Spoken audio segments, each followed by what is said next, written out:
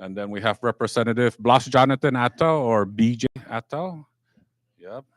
Representative Vincent S. O'Don. And we have our Vice Speaker, Representative Diego Vincent Camacho. And then right here in the middle, Representative Denita Yanktamay.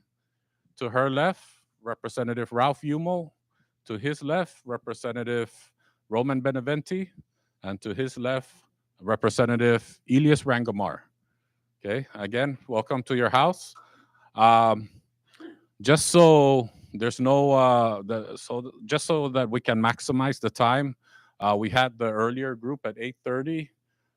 There's a little miscommunication of the time, and I noticed some students started walking out because I know you guys have class schedules too, right, as well. We like to keep this open, an open forum.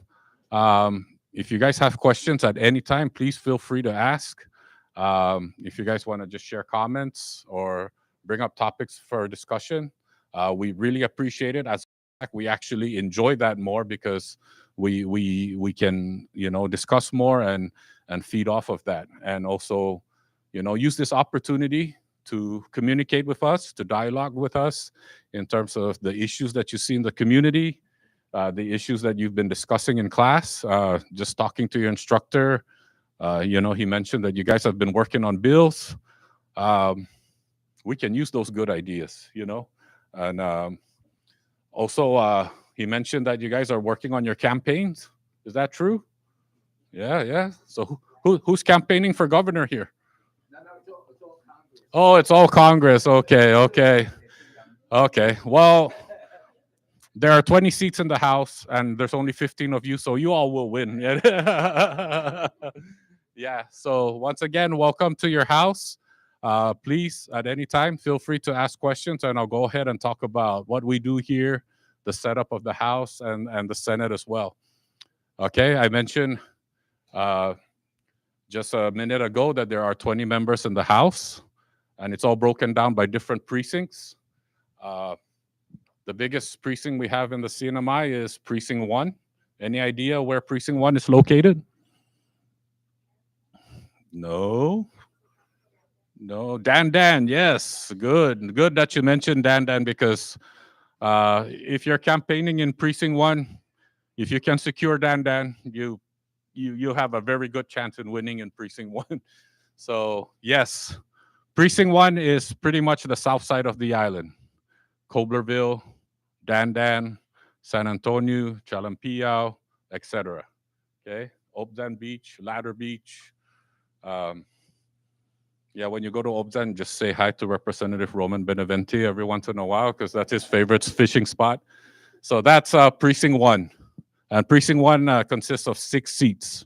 Okay, we have 2 representatives from Precinct 1, or 3, sorry, Representative Roman, Representative Vincent O'Don, and the Vice Speaker, Camacho, who's present with us. Those that are not present, we have Representative Roy Adda. You've heard of these names? Okay. Representative Joseph Flores. You guys heard of Joseph Flores? Okay. And Representative Ray Palacios, who's one of our newer representatives. Then we move forward north, Precinct 2. Any idea of the villages in Precinct 2?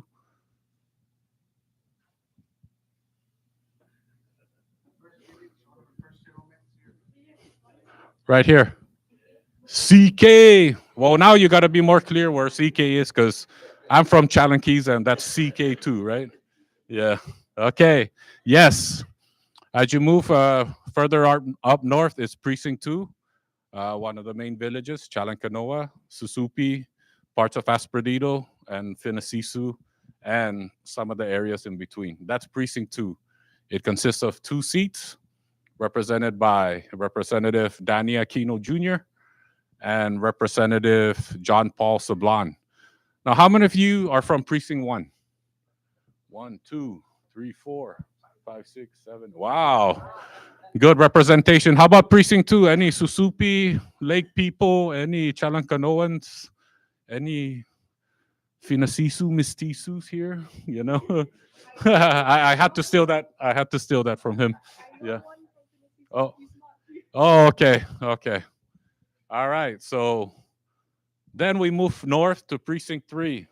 Again, well, we can argue that it's probably bigger than Precinct 1. No, I'm just kidding. Population-wise, it is the most populated precinct. So that's Garapan, Chalanlaulao, Oliai, Puerto Rico, Gualarai, Sanductasi, half of Capitol Hill, which is the Tapocho side, further south. Okay, and everything in between. Anybody from Precinct 3? 1, 2. Wow. Okay. Then we move up to Precinct 4, which is represent. Oh, yeah, that's right. I'm sorry. Okay. All right. So I'm from Precinct 3. So is Representative Atao, Floor Leader Marissa, Representative Yumo, Representative Rangamar, and our lone, you know, Chairwoman, Representative Yang Tamai. Yeah, so that's all of us, right? No, 1, 2, 3, 4. Wow, Precinct 3 is well represented. Yeah, okay. And then we move up to Precinct 4, represented by Representative Joel Camacho and Representative Malcolm Omar. So Precinct 4 is this side of Capitol Hill, where this building is, parts of Asteo, and then the northern villages, Tanapac or Talabuk, Marpi, San Roque, Atugao, and of course the northern islands. Anybody here from Precinct 4? 1. Right on. Okay. There you go. Then we move to the east side, Cagman, Papagu, parts of San Vicente, Canatabla,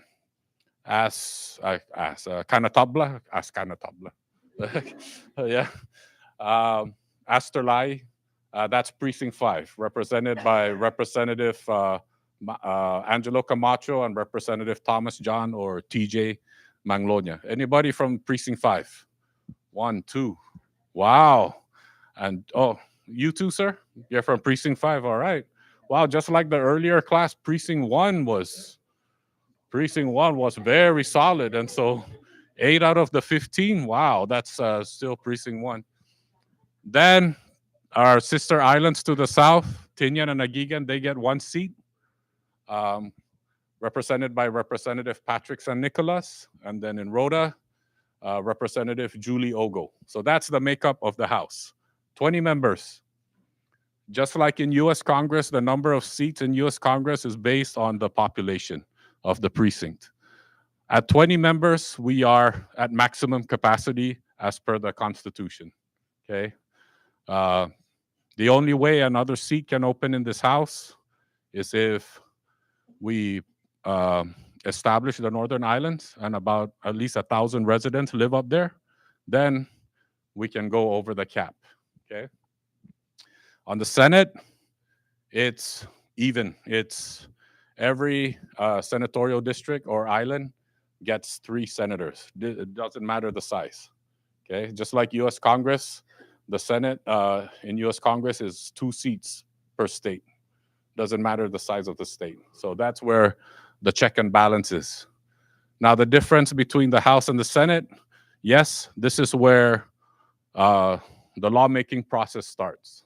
Okay, but the only difference is when it comes to bills involving money, revenue generation, or reprogramming or appropriating funds, it has to start here. It has to start in the House. We are known as the purse, okay? You can call that purse whatever you want, Chanel, Michael Kors, okay? But based on our economy, it's just a coconut woven purse for now, okay? In the Senate, their power is the power of confirmation, okay? So positions like the DPS commissioner, the Secretary of Public Works, the Secretary of Public Lands, etc., the governor nominates that appointee. Then they go through the Senate hearing. They go through the Senate for hearing, and then if it all checks out, they confirm, then they get sworn in by the governor to serve or lead that department. Same goes with certain boards. Some boards require both houses, but for the most part, that's where the Senate powers lie. Okay, I apologize. I forgot to mention some housekeeping. If you have your cell phones, please put them on silent or on vibe. And also, we are live now, so while you're turning off your ringers, just text your family that we're live on channel 23 and our Facebook page. We are, so we have cameras here. Okay, so make sure to cover your face when you're going to pick your nose. Okay. Also for the mics. Okay, you see that the light is blue, right? So when you want to say something, just raise your hand. I'll recognize you. You press the button once, and when it's red, it's on. Okay, and when you're done, just go ahead and press it again. Okay.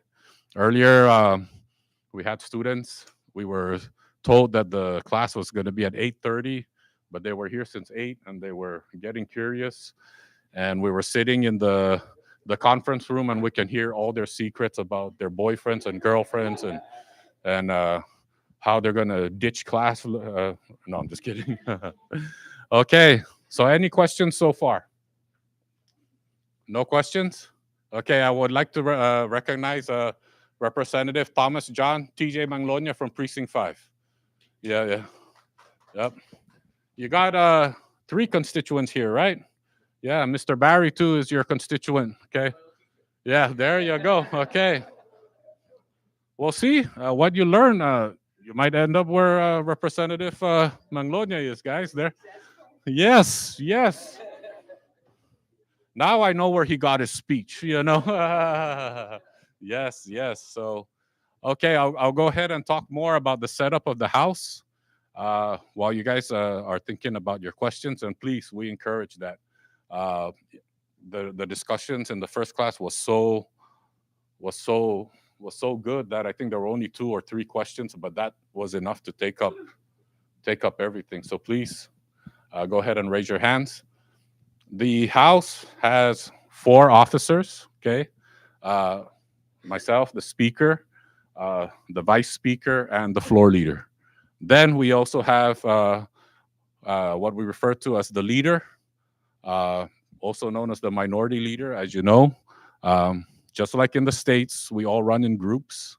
And of course, the group with the most numbers that come in, obviously, they have the majority control, right? It's kind of like a numbers game. Like if your teacher were to say, all right, show of hands, out of the 15 of you, should we go to the governor's office or should we go to the legislature? And if 8 out of the 15 vote for the legislature, where are you guys going? The legislature, exactly, because that's where the majority of the class decided, right? So same, it's a numbers game here in the legislature. So the leader represents the minority group. As the Speaker of the House, it's my job to manage the meetings, to call the meetings. I can also, it's also in my duties and responsibilities also to manage the House area. We have a bureau here that supports us. They're called the Legislative Bureau. They have the staff that support us. We have the legislative assistants that help us to draft the legislations, to do the research. We have our legal counsels to go ahead and look into the legal issues before we finalize a bill or a committee report. And then we also have the other support staff that deal with maintenance, the IT, and of course, our own paparazzi. Just kidding. All right, so as the Speaker, I call the sessions, I can call for meetings, I manage the place. The Floor Leader is also a very powerful position. She makes the motions, okay? So I don't know if you've ever watched any of our sessions, and I would, every time there's something that needs to move, I would always refer to the Floor Leader to make that motion. Now, even though as a Speaker, people look at it as a strong position, which it is, but the Floor Leader is also pretty strong. Like I told the earlier class this morning, that if she's not in a good mood and I say, I like to recognize the Floor Leader for the motion to adopt a certain resolution, she could be like, Not today, Mr. Speaker, not today. But that's why we work as a team. We meet to discuss what we're going to push, and then we agree to it so that everything moves smoothly. Of course, in a session, each of us only has one vote. Okay, so one person, one vote, equal power in that way. So any of the 20 members can actually object to a motion, call for a privilege to further discuss, and whatnot. The vice speaker, of course, is the right hand of the speaker. When the speaker is not able to carry out his duties, or like I have to go off island, he comes in as the speaker. Okay. Any questions so far? No questions. Really? Really? Good teacher. Good teacher. Okay. So we'll go ahead and move forward. There are different committees in the House. Okay. Right now, since April 1st, the budget season has started. So one of the most powerful committees we have in the House is called the Committee on Ways and Means, which is chaired by Representative John Paul Sablan. He's not here. He's off island, but our vice chair for that committee is Representative Attal. Ways and Means is pretty self-explanatory, I would think. Have any idea of what Ways and Means does? I said it's pretty self-explanatory. Everybody's like, yes, yes. And now it's like, do you guys know what we do? No. Okay, Ways and Means is pretty much the money committee. Okay, so I brought up the budget. That's the committee that it goes under. Okay, we review whether we're going to introduce bills to. That committee reviews whether we introduce bills that regarding taxes. It goes to that committee. Appropriations like the budget, which is a very important bill, because if we don't have a budget law by October 1st, midnight, the government goes to a partial shutdown. Okay. Basically, those services that are not very essential will be shut down. And we don't want that. Okay. In my first term, we actually experienced almost 2 weeks, if I'm not mistaken, of government shutdown because we couldn't decide on a budget. And it was really tough because, your parents that work in the government, they're not getting paid. Some of the services that you may need to go to, whether it's the different agencies that doesn't involve, public education, public health, or public safety, they weren't getting paid, they weren't coming to work. And that really hurts, okay? Because then even if we were to figure out the budget and we pass a law, there's no retro pay. You just lose those. So you can imagine almost 2 weeks of government shutdown. That's how many hours of not getting paid, okay? So that's what the Ways and Means Committee looks into, is the money, the reprogramming, the appropriations. Then we have the Judicial and Governmental Operations Committee. That's a very busy committee. I always say that as speaker, I'm the one that refers the bills to the different committees. And if I don't know what committee to put a bill into, the JGO committee is the safest place, because the key word there is governmental operations. So everything is pretty much governmental operations, even to the point where we introduce bills regarding public safety enforcement and things like that. It falls under that committee, the JGO. Okay, it's a very busy committee. Like I said, if that's like the safest place to put a bill if you're not sure what category it falls under. The floor leader was the chairwoman at the last legislature, the last term. Right now, it's chaired by Representative Joel Camacho. So we also, you see up here, they have the Commonwealth law revision. We also look at like the proposed regulations by the or procedures by the court. So we Those things don't carry out until the JGO and the House and the Senate says it can. Okay, but excuse me, if we don't act on it, then it just automatically becomes their rules and procedures. Okay, any questions so far? Okay, what bills are you? Oh yes, ma'am. Go ahead. I wanted to ask, are there any limits on the amount of bills you can propose in a year or in Good a time question. frame? Are there any limits? No, there are no limits. The only thing that might limit us in terms of bills, again, it has to pass constitutional muster, meaning is the bill constitutional? Okay, this doesn't have to do whether a bill is a good idea, a bad idea, or a stupid idea. Uh, Even if it's a stupid idea, but if it passes, if the legal counsel says it's constitutional, then it's allowed to be introduced and acted on. Okay, good question. So no, there's no limit, but there are certain things that can limit the type of bills we can introduce. Good question. Any other questions? Come on. Yes, ma'am. Can you keep reintroducing the same bill, just change it up and stuff? Yes, good question. So, um, say for example, this term I introduce a certain bill and it doesn't get passed, and then it's a new term that's coming up. Election season comes up. We run for re-election, and we get re-elected again, or win or lose. Any member coming in, new or re-elected, can actually reintroduce that bill. We can also even reintroduce it in the same term. So, like you said, uh, can a bill get reintroduced multiple times? You know, to be fixed, right? It can.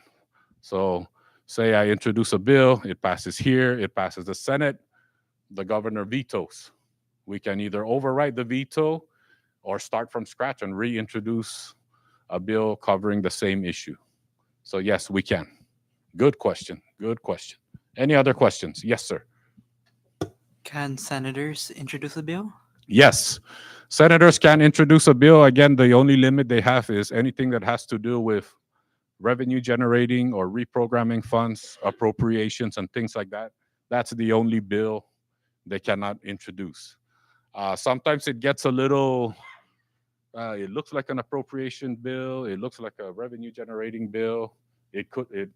Maybe it's not, but it again depends on our legal counsels. Okay, so sometimes the Senate legal counsel would say, like, oh no, this is not revenue generating, or oh no, this is not an appropriation bill. So they introduce it, and then it comes here. We do our committee work, and it's like, Mr. Speaker or Chairwoman or Chairman, let's pump the brakes on this because this Senate bill is actually an appropriations bill or a revenue generating bill, and that's why some Senate bills never pass the House, because we're advised that it's actually unconstitutional. So, good question. Any other questions? Is there any type of law you guys would like to see? Can you guys share some of the ideas of the bills that you guys have drafted in your? Why are you guys laughing? Come on, come on. I'm interested. I think we're all interested to hear about that, right? Yes. Any ideas? You don't have to explain the whole bill, but maybe the idea, right? Yes. Go ahead, man. So our bill was we wanted to like have on the streets more street lights Okay. so we can have better lighting when we're driving. Okay. All right. Yeah. So I'm assuming that bill. Was there any mechanism for funding? No, right? Okay. Okay. So it's to require probably um, maybe to increase, right? More lighting on the streets. Okay. That's actually a good idea. I mean, what was that? What was that? Oh, would you like to elaborate, talk on that, Chairman? Okay. Let me recognize Representative Vincent S. O'Don. He is the chairman of the Public Utilities and Transportation Committee. So, public utilities pretty much deals with our CUC and all that stuff. And He would like to give his 2 cents on that idea. Go ahead, Rep. Oda. Thank you, Mr. Speaker, and thank you and welcome for being here, yeah, to your house. And this is your house. So we did entertain a proposed legislation to take care exactly that, the street lighting. So the way the street light program works is that Public Works, the Department of Public Works, actually pays CUC for street lighting, right? That because that street light has to consume electricity, which comes from CUC power plant to those street lighting, right? And there was as a matter of fact, Mr. Awesomeness is right out there, the the, the PW secretary. So there was a bill that we entertained, that provides funding for the street lighting. But the problem with that funding is that, like you see, there's a lot of street lights that are damaged, missing, disrepair, and all of that good stuff, right? So why is CUC collecting funding from, driver's license renewal fee, ticket, traffic violation fee, all of that? So CUC is taking money from this funding source, but yet fails to provide that funding to do exactly what it was intended to do, to put lighting on the streets. Do you think, as a taxpayer, right? Do you think that somebody should be getting funding, right, but yet spend it somewhere else?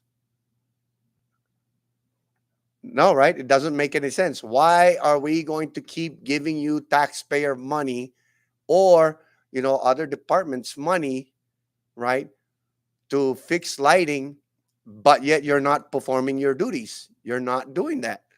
So we decided that, you know what, so since you're not doing that job and you're collecting that money, we're going to stop you from getting that money. And the crazy thing about it, every household, every business, every government agency, right, or actually it comes from DPW, they pay for all of this lighting. So not only does DPW budget gets cut because it's paying for this lighting that is not working, right, but all of us are paying for all of these things. When CUC gives you a billing, a portion of that billing comes to provide street lighting. So your bill is awesome, you know what I mean?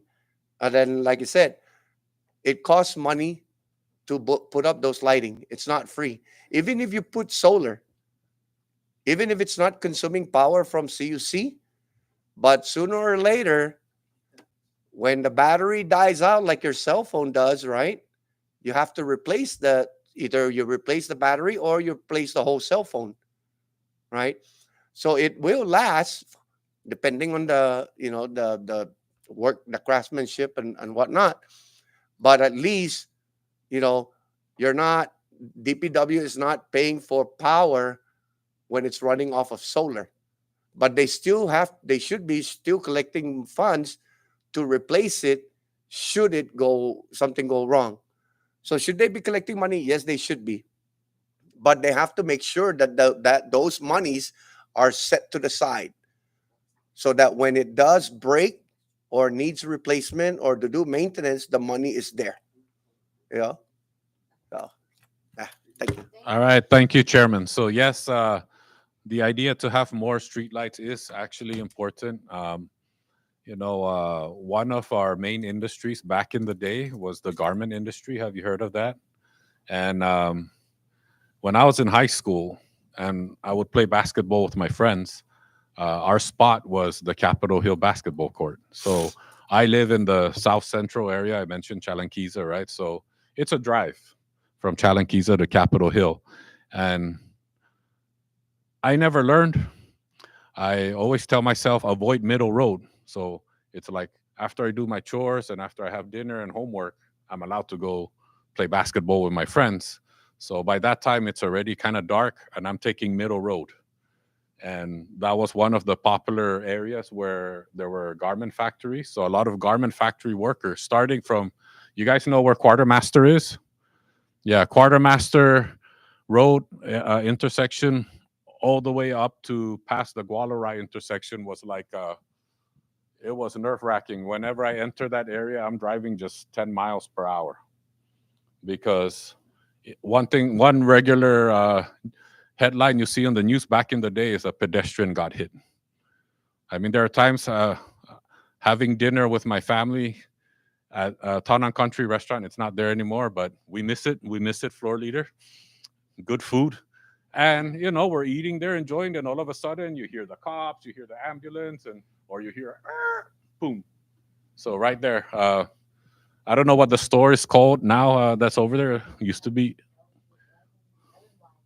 LNY. Yeah. You know where, what's that bakery? Kylie's? Anybody know where Kylie's Bakery? So that's the hot spot too, at least in Precinct 3 and that area too, man, was a lot of pedestrians got hit in that area. So that time there were less lighting. There's more lighting now, but still I think we can use more because even Beach Road, we made our roads bigger, so we need more lights. Those days were kind of like just 2 lanes, one going north, one going south, and a center lane. Now we have 2 lanes on each side. So, what was that? Yeah, every other. Yeah, yeah. Oh, by the way, this is our Secretary of Public Works, former Senator, former Representative Ray Yumo. Yeah. So, yeah, Mr. Awesome. Yes. So, the man behind all the road projects, we apologize for the delay, but we want to make sure it's done right and safe. Yeah. Right, Secretary?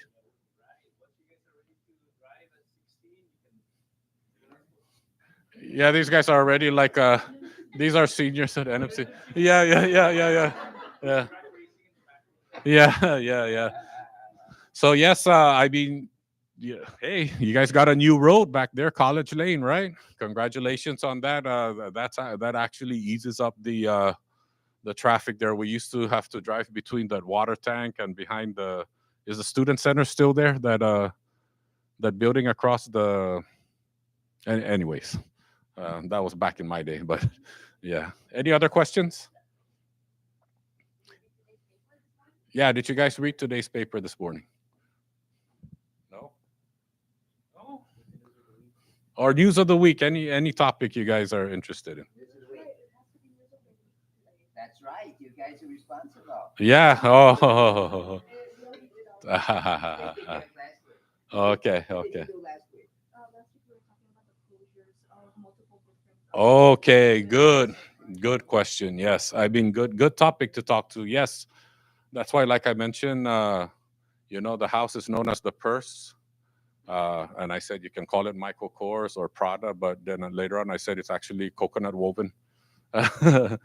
Our economy is really struggling. Okay, you read it on the news. You see that Kensington is going to suspend their services for a month or so this summer. The same company that runs Kensington, Elan, is also going to be cutting back on employees at PIC. I think they mentioned somewhere about 100, right, colleagues? I think it was on the news online. I don't know if they reported it on the Variety, on the hard copy. And then they're also going to be scaling back on hours. I'm a duty-free baby. My mother worked there for over 40 years and retired there. So, it was really tough to see duty free close down. I remember when it was at least when I remember growing up, starting, you see the whole building, right? It was like maybe 1/8, 1/7 of the size before it started expanding all the way. As a matter of fact, where Hard Rock used to be, and part of the Galleria, that was all parking space for buses and customer parking, and then eventually they covered it all up. So yeah, it's really sad to see that.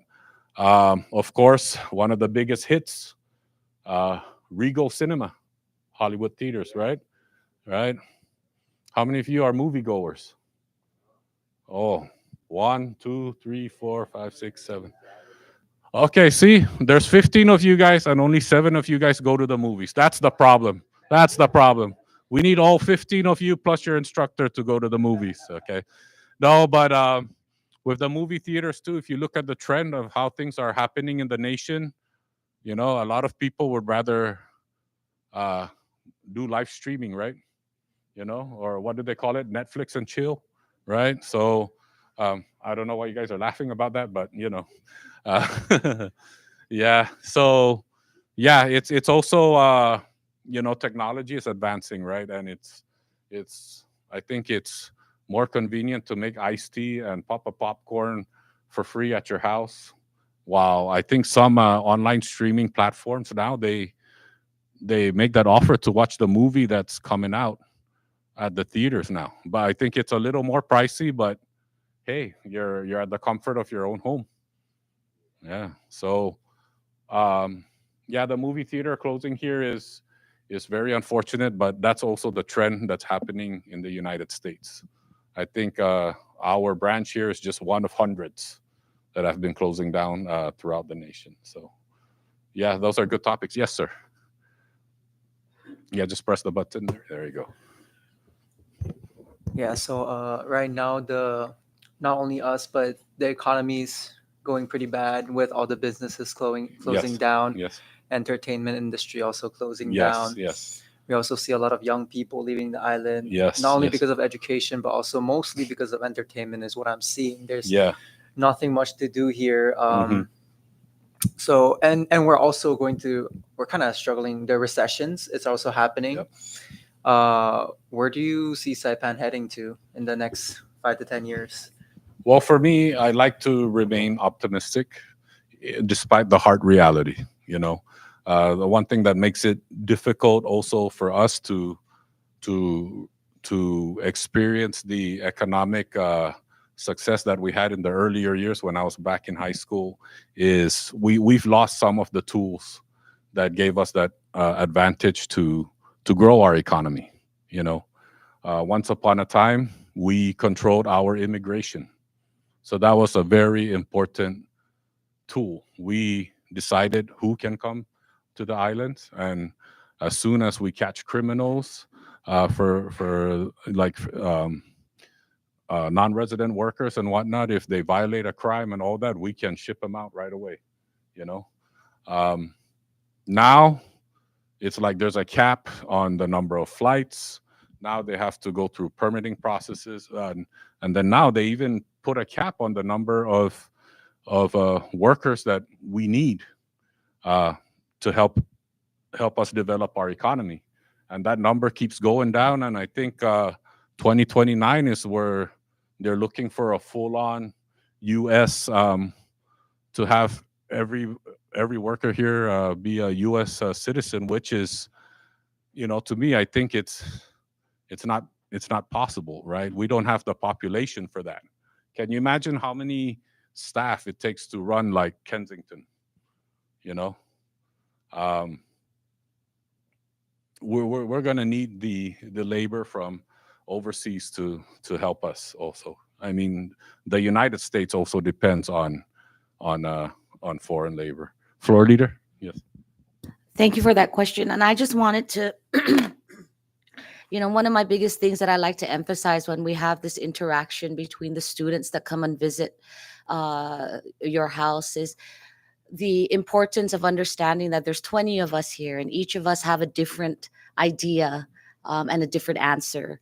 So my answer to your question is we've really fallen behind as far as the changes of the economy. We've really relied heavily on external funds such as grants to help us sustain us. We've solely relied on the tourism industry, and we never really evolved into what that is going to look like 10 years from now, right? So when I see tourism now, when I look at the holistic, the bigger picture, except from a micro kind of vision, right? I'm looking at it from the big side. So two things for me. number one is that we're very behind in terms of education, right? STEM is our weakness: science, technology, engineering, and math. We've fallen very short in that. And we know that because as they're exiting the public school system, we're seeing that their entrance exam on the reading level is remedial. Majority, a very high percentage, are exiting the public school system, entering in at remedial classes, and taking longer for them to pass the core classes that they want to take. So that's hard. By the time you get to the level of where you want to be, right, you lose interest. And it's very hard to capitalize and capture young minds such as yours, right? You got to find it and hopefully at least get a niche of what you want. Sail about 2 years on your proa, and then if you don't see it happening, you switch again, right? That's the beauty of that. But we have fallen very far behind. So that's why a lot of our conversations are going around, you need to start switching it up. Take classes around STEM, because where we need high in labor, right? Things are going to be run by machines. I hate to say that, but maybe for us it won't, but we're going to need the computer programmers. We're going to need the software developers. We're going to need data analysts. These are all of the expertise that we don't have. So that's why you see a lot of us kind of just going out. You see us being grant writers, very administrative heavy, right? But if we can take that and, as our rep in Washington says, level up. To me, that's what she's saying. She's saying that we gotta take it higher, just a little bit, right? So that's number one. And then number two, I think we don't really understand, or for every time an administration changes, you see the difference in leadership, right? And everyone's vision is different from the last leader, right? The mission is the same, but the vision is different, right? The way they interpret the vision of, let's say, MVA, for example. It's never changed. It's always been like that, maybe with some little tweaks. But now, when you move forward in your era, you have branding and you have marketing, right? It's almost the same, but it's different. And I think we're stuck now because we're trying to figure out, how do we marry the two, right? And let it work for the tourism industry. And you can see it because there's the way they have come to kind of market the agency in itself. It's still the same, right? We're not saying it's bad, but what we're saying is it hasn't changed. It hasn't evolved. It needs to continue to change. It needs to continue to capture the data it needs so that we can capitalize on the new market. And we need to figure out, in terms of branding, who are we as a Commonwealth? What are we going to brand anyway? Are we branding our culture? Are we branding our beaches? Are we branding? And how do we do that, right? But we're just marketing the Commonwealth as a whole. But what does that mean to people that travel? We need a brand. What is that? And I don't think we figured that out yet, unless you guys have, like content creators, or you can't create a content if you don't have a brand. And the brand is really you, right? So I'm not sure what that means to the new travelers, which are the Gen Z. No, not Gen Z, sorry. Alpha? Is that are you guys Generation Alpha? I have no idea. Anyway, I'm an old generation. Let's just put it like that. So, these are the things that we also need help in, because we see everything evolving and changing, but for some reason we just kind of feel like we're stagnant, right? Like we haven't really moved. And are we moving too fast, or are we moving too slow? I don't know. What do you think? Yeah, I wanted to follow up on that, because I wanted to ask a question. What do you guys think is the root cause of why we lack a lot of resources in areas like education and politics and the economy? Because ever since after COVID, it really declined. And I I love our island too, and I haven't seen it like evolve. And I kind of have an idea too of maybe why it's kind of not evolving. But what do you think in your perspective? Um, I don't know if this is too broad or complex to talk about, but perhaps it could be Article 12. And what do you guys think about that? Because compared to Guam, I think they're doing pretty decent. Yeah, Article 12 is a very sorry, floor leader. Yeah, Article 12 is a very, very sensitive issue. But I think our forefathers put it there because they're thinking of our identity too. Okay, in our culture, that's almost like how we define our culture, right? Our connection to the land. Do you want to say something, Representative Rangamar? Yeah. So yes, um, as busy as Guam is looking to, they're struggling with their tourism. Yeah, I mean it's nice they have all these accommodations and all these things to do, right? But they are also struggling. But what they're also struggling with is, some of these folks they sell their land and then they come back and they have nothing to come back to. Okay, so with Article 12, again, this is a topic that could probably make you want to retake this class so we can have this discussion going. But say you lease your you lease your piece of land, at least you will know that at least the next generation, uh, for you, they have that chance to come back and also reclaim that land after the 55 years. But that has always been a topic of discussion when it comes to economic development. Because yes, if you're a big investor and you want to put in big investments, you want to own something too, right? So that is a good that's another thing. And yes, COVID, the pandemic hit everyone, not just us.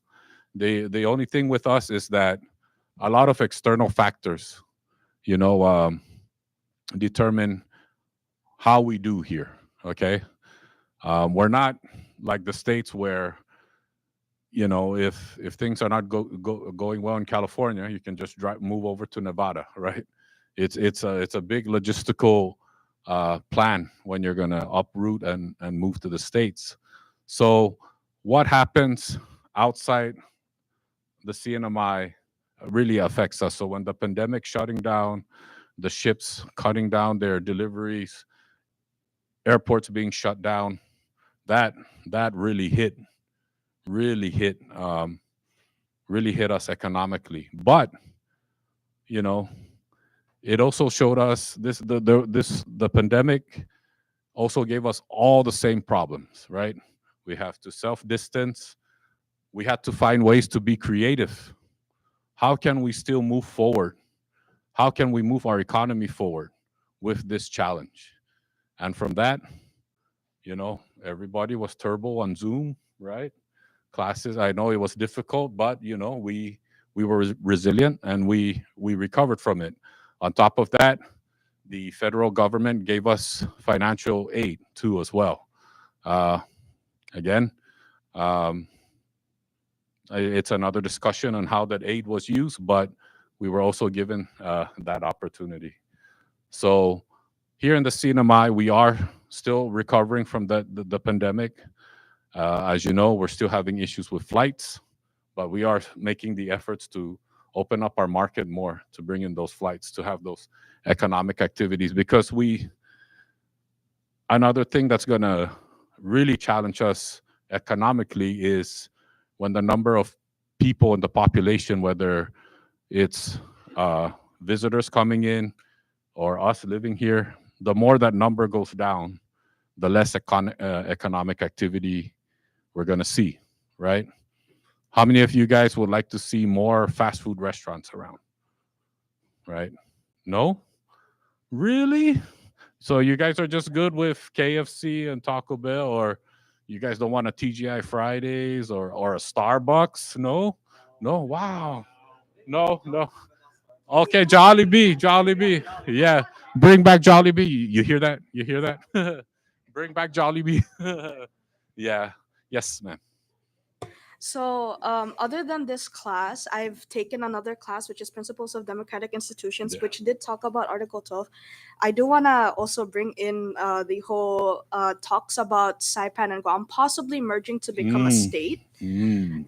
Like with those talks in general, is it possible that that could help us in terms economically? Because if we turn into a state, we have more, I guess you could say, support from the United States.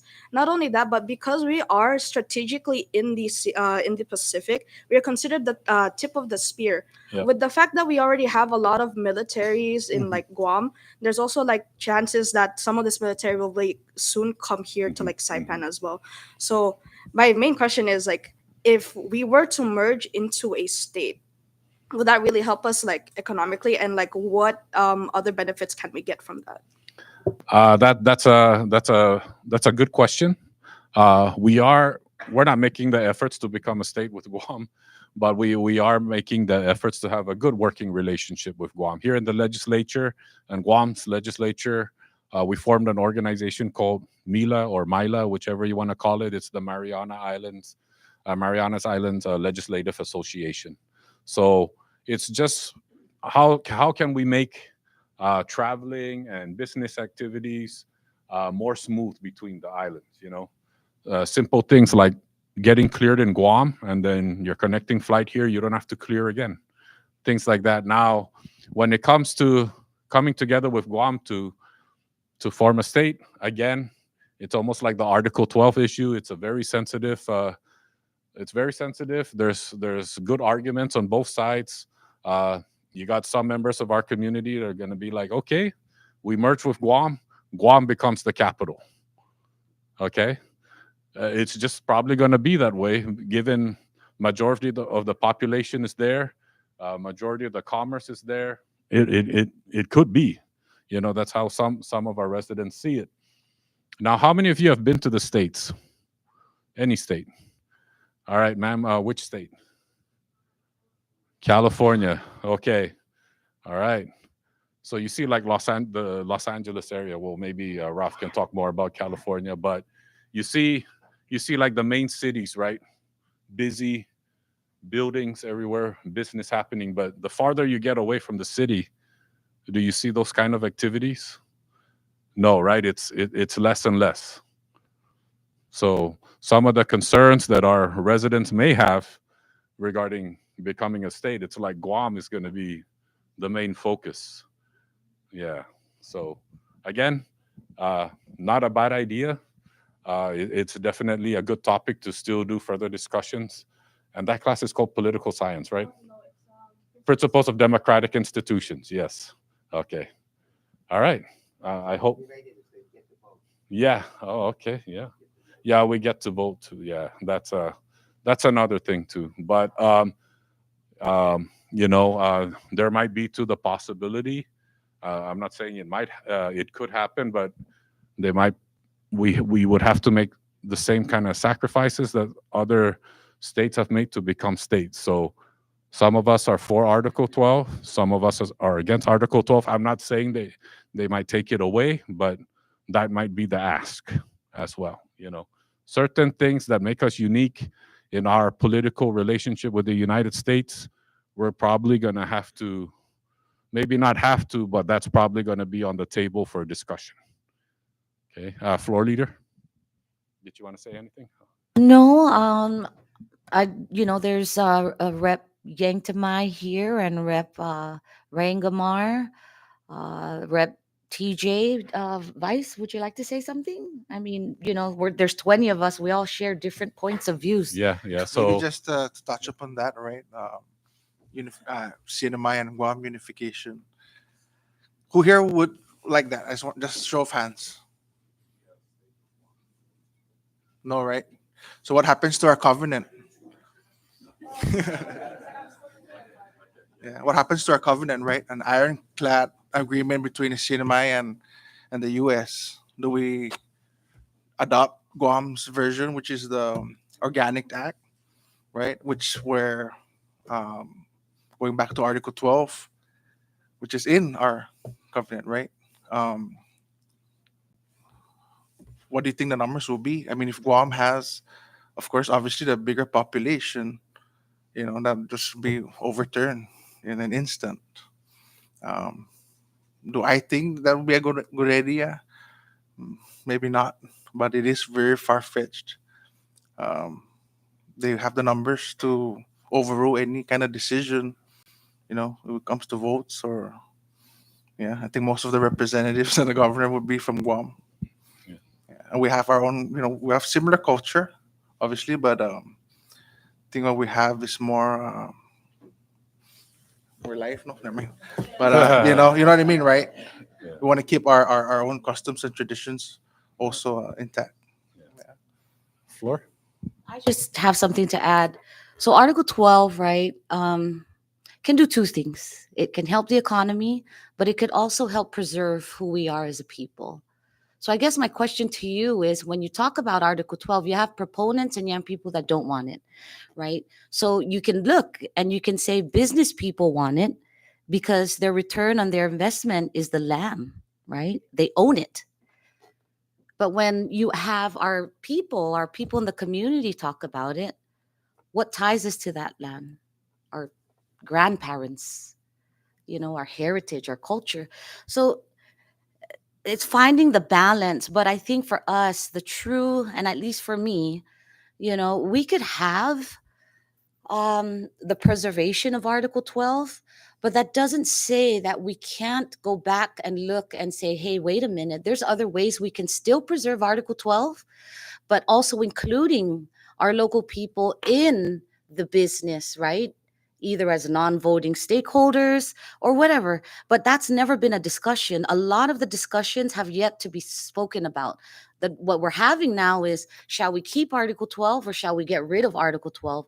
But the root question still is, at least for me, is if we keep Article 12, how do we also ensure that the business and the people are partners moving forward? Because if you want to do business here, you have to respect that, right? And for the landowner, if you want someone to do business in your private land, right? You want to grow with that. You want to be able to have to say and talk about how you are going to build on the land, how you're going to maintain the land, right? And I don't think we've had those conversations yet. And I think that your generation should really look at that, look at what really Article 12 means to you, right? Do you want to give it away and then not have any rights, right? But can we keep it with its intent, but work with the private business together as partners moving forward, right? Because the end of the day, the business has to structure itself here. But who's to say, why can't we have a trust in my family and say the land will go to a trust? And everybody going backwards and forward will all be included in the trust. So if the land is going to be sublease, the owner of the land will also be involved. We don't know, right? I'm not saying it's possible. I'm not saying it's impossible. But those are the kinds of thought-provoking questions you have to ask yourself, right? You're going to be leading the Commonwealth. We might have a governor in here, we don't know, right? We might have an AG, we don't know. But those thought-provoking questions are the questions you must continue to ask yourself, because that's how you evolve, right? You change. You can't just have this. Article 12 is there, we can't change it. Well, yeah, it's true to a certain degree, but can we work with it? Can we work around it? Can we work through it? But our people are probably going to say, I want Article 12. But how do we work Article 12 in to make sure that our communities and our ancestors and the families are moving with the business? Because we're here to partner. We're not here to take away from each other. We're here to grow together, right? Okay, thank you. That's all I had to say. Thank you, Floor Leader. Rep TJ, did you want to add anything? Okay. The podium is open, sir, if you want to. Please state your name and the entity you represented. You'll be given 5 minutes. Thank you, Mr. Speaker, and good morning, everyone. My name again is Representative TJ Magnolia. I represent Precinct 5. And this question was asked to me at the economic forum that we had last week, and I was the first one up to bat. So, again, um, it's a very tough question. And again, like Rep. Flores said, floor leader, I also said that it's gonna take the community, right, to answer this, right? We all have our personal opinions on it. Me personally, I view our land as sacred, and you can say what you want about Guam, Hawaii, and their economy, but I'm pretty sure they look at us and they wish that they could be in our position where our lands are still protected. So, at what cost is that going to cost to our culture and our people, right? But again, are there ways that we can tweak it? Are there ways that we can work with our business community to make their deals more viable to do business here? I think, like, again, this conversation that we need to have with all of our people. But my personal view, I'm fine with Article 12. We were once thriving with it, like also Rep Hines said at one point. And who's to say that we can't thrive without it? And as far as the conversation on our economy, right? And again, like what floor leader said, we need to evolve. For at one point it was the garment industry that was floating us. When the garment industry was taken away, we focused on tourism. Obviously, with the pandemic, it didn't just affect us; it affected the whole world as far as tourism. So, how do we evolve from that? And people may be down with all the stuff closing, and but I kind of take the speaker's sentiment and being optimistic, right? We see an empty um, building there that's now that was DFS, right? I see a mini mall. I see maybe like bringing in a Ross or a food court and turning that into a mini mall to where our people, if we can gear our mindset more toward our population, right? Creating, like you said, more attractions, entertainment, things to do for our youth and for our people on the weekends. You see how busy the Taste of the Marianas is. You saw how busy Flame Tree is. All hope is not lost. Our people, there is activity here.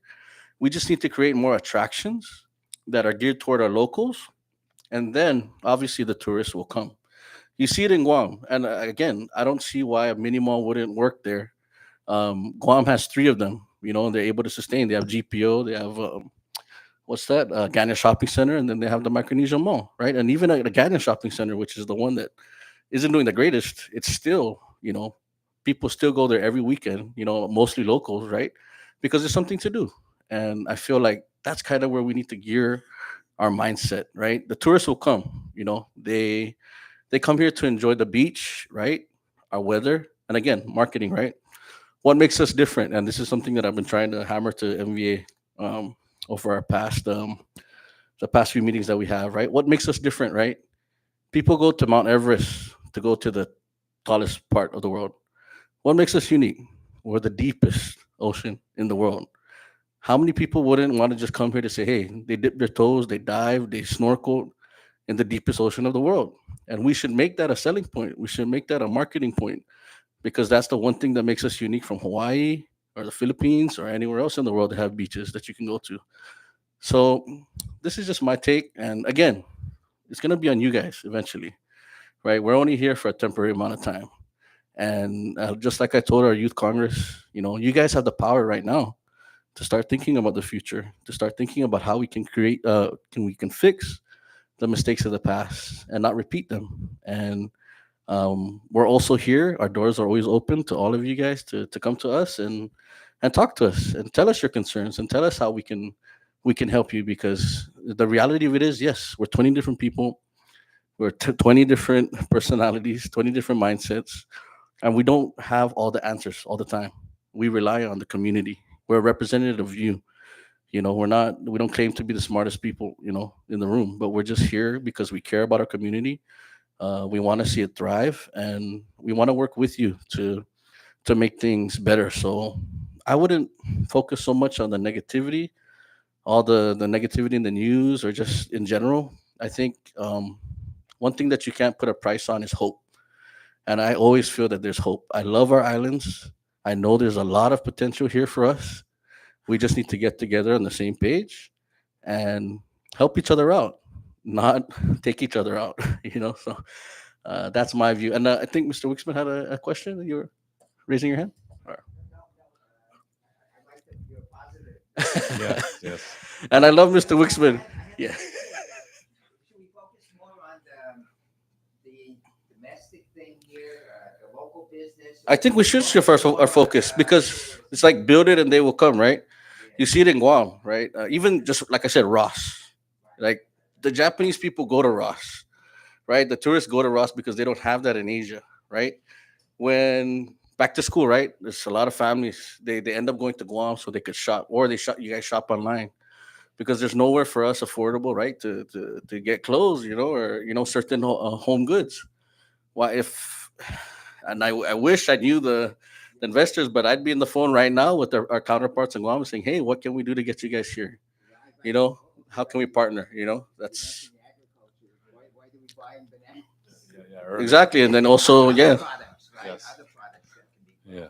that too, being self-sustainable, right? So Mhm. we just have to shift our mindset. We've been relying on tourism. We're understanding that tourism isn't what it used to be. So let's try and shift our gears a little bit more toward our local community, and then everything else I think will fall in place. But that's just my take. Yeah. Thank you. Thank you, Representative Manglonia, and that's why he's the chairman of Commerce. I know we have a few minutes, and since we're talking, did you want to? Yeah, go ahead. Go ahead. Go ahead. Just press it once. There you go. So I would like to add on something towards. I think because we just ended the topic on tourism, but I want to add some more onto that. Yes. Yes. So because me personally, I came to like I came here on the CNMI around when like Tinian Dynasty closed. I don't know if you guys know Yes. that.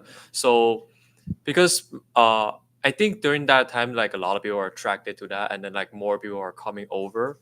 So I'm thinking about like what do you guys think of like putting more connections between the islands like Rhoda, Tinian, and Saipan together, like we develop as a whole, and then just just look like Tinian Dynasty Hotel. Like many people come for that. I like during around that time I see much tourists are coming onto it. People are attracted to that place, and ever since that closed down, like when I was living on Tinian, I see less things happening. Many people are moving out from Tinian to Saipan, but then right now Saipan, like people from Saipan are moving out of Saipan.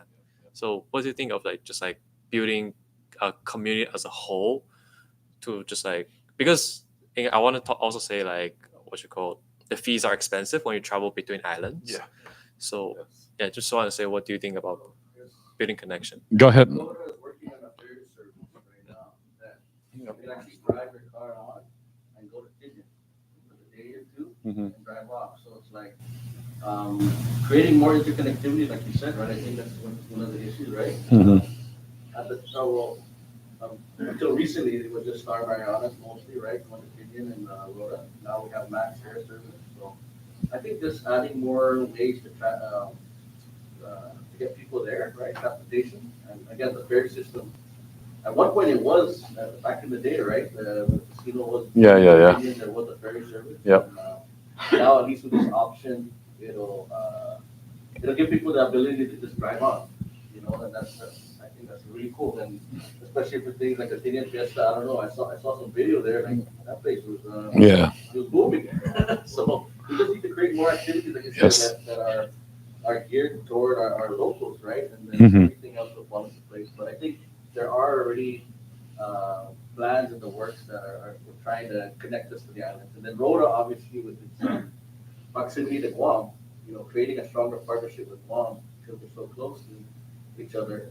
And that was another discussion that we had with the ferry, having that ferry from Guam to Rhoda. So that way you can also give the residents there an option to go to Guam, and then also the people from Guam an opportunity to visit Rhoda. So there are kind of Yeah. So we agree with what you're thinking, and like Representative Manglonia said, right now they're trying to prepare a study to look at the ferry service between the islands. Of course, Saipan to Tinian is more convenient, right? And then they're looking at the drive on, drive off kind of ferry. But if you're going to do that to Rhoda, what did they say, Rep TJ? It's like a yeah, yeah, yeah. Yes, yes, yes. Yeah, yeah, something like 8 hours one way, So it's yeah, yes, yes. As Tinian, yeah, yeah, yeah, yeah. And with that kind of accessibility, it provides opportunity. Uh, yes, it's ideal to have the islands develop all at the same time, but then again, it's also dependent on the accessibility, and then also again the less the population, it's the less economic activity. So. Um, but yes, I still, remain optimistic. I remember those days. Yeah, I remember the ferry. I remember going into the Tinian Dynasty Hotel, uh, and then I also remember watching it little by little close. You know, um, yeah, it is what it is. But we still have that industry, by the way. Representative Yumo, you're the chair of gaming, right? Uh, can I get a share some of your thoughts on what your thoughts on the casino industry?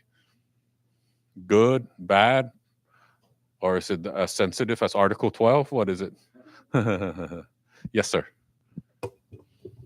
I think we don't have to emphasize on the casino right now. That's Mhm. not even that shouldn't even be part of our concern Mhm. because it's not affecting us as much as other industries, Mhm.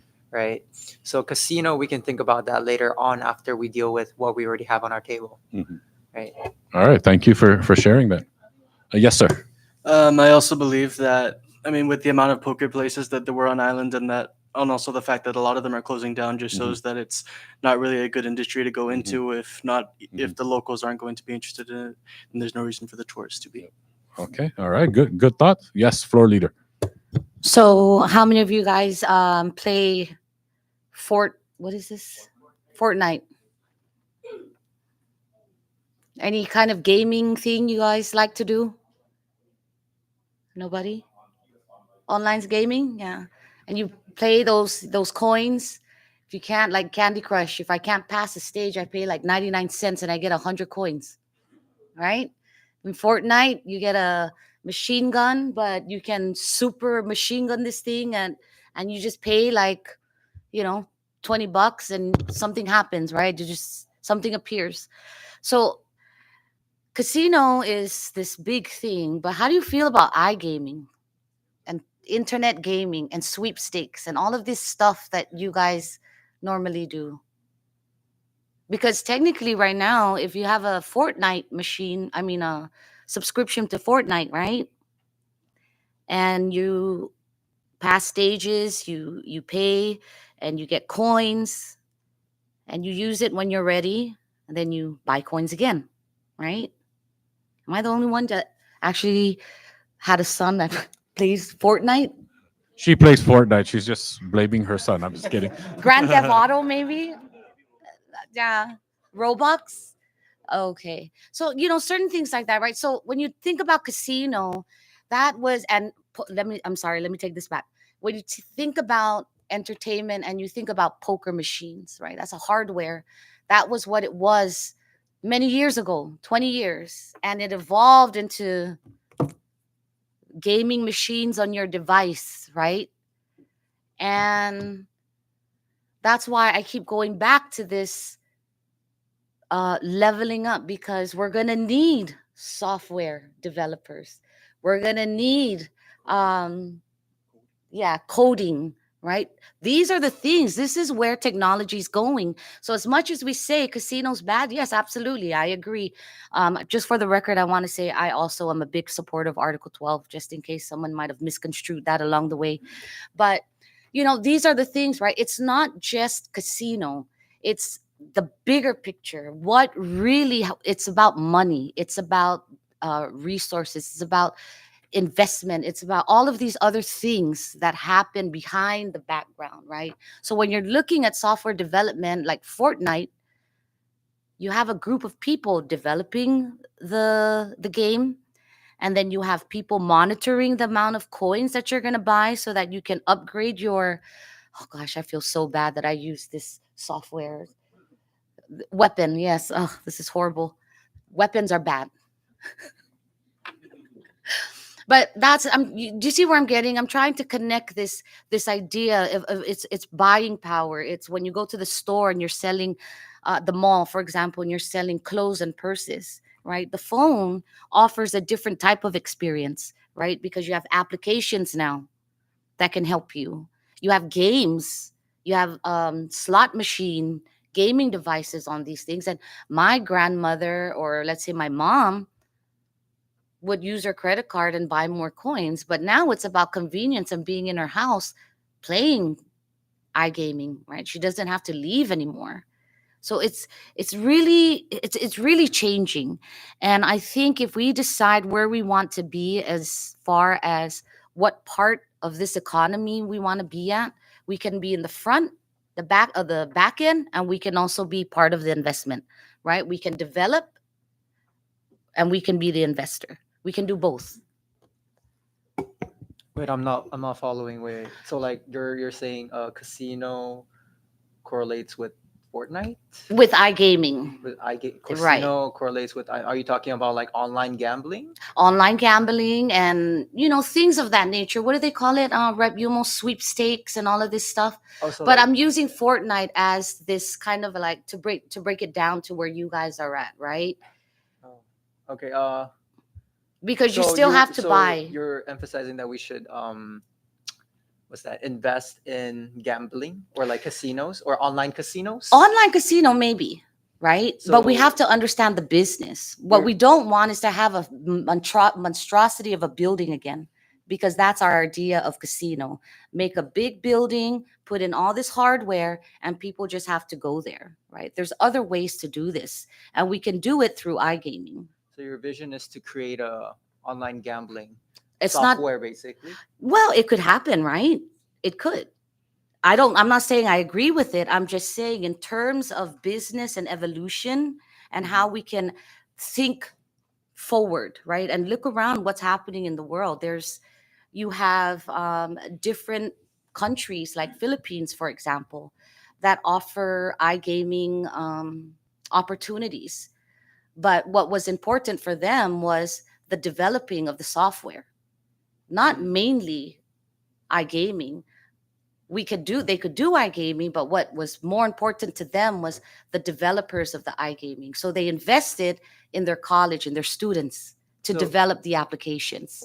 So do you want to create? Sorry, I'm not really getting. So you want to create a software, or do you want to create young people that can create those software? Absolutely. How are the applications gonna be made without the minds of the young people? So what I'm hearing is basically so to summarize everything, you want to create young people with good, because I realized you mentioned the education prior to Mhm. this conversation. So you basically want to increase the education level in this island so that they Absolutely. can emphasize in computer sciences, etc. If that's what you want to call it, absolutely. Okay. Right? Because that's the level up. You can either be the receiver, a consumer, right? Okay. Or you can be the business person, right? You can be the creator or you can be the buyer at the end of the day. The middleman is the one that we pay the consultants, right? Connect the two. These two work together, and I'm going to take the consumer's money. What I'm trying to say is, let's not be the consumer, hide consumers anymore. We can, but we're weak on the development side. And that's why education is so important, because we need to develop your minds forward thinking, not just to be think about the science, think about the engineering component, think about the technology, think about all of those things, because really people are not going to be interacting as often as we want to anymore. I mean, I know it sounds kind of confusing, and maybe I confuse myself, but I do see this as an opportunity for your young minds to just be interested in many things, right? Don't just look at your economy and think, oh, well, I'm just going to go to school. I'm going to be a business manager or a business management, whatever it is you guys want, the discipline you want, right? But how are you going to take that another 10 years? What is your vision of what you want to do? Are you just going to build business here and then solely rely on just us as your consumer? Or are you going to build business to bring in other things, bring in other businesses that uses our people? And I think Rep Castro talks a lot about it. Equity, invest in the children. And I guess what I'm saying in a nutshell is figure out the direction. You know, we complain a lot about where we want to go and what we're not doing, but you as the young visionaries are going to take us another 20 years forward. So I don't know what that looks like. I'm curious to know. You seem like a very smart man. You might be the next governor in the room or somebody, but I think I've said enough. I think he looks like I confused him already, and I might have just confused myself. So, but thank you. All right, thank you, Rep Yanktamai. Sir, are we okay with time? One, yes. Okay, we'll wrap it up with her, and then we'll do a group photo. How's that? All right, Rep Yanktamai, closer.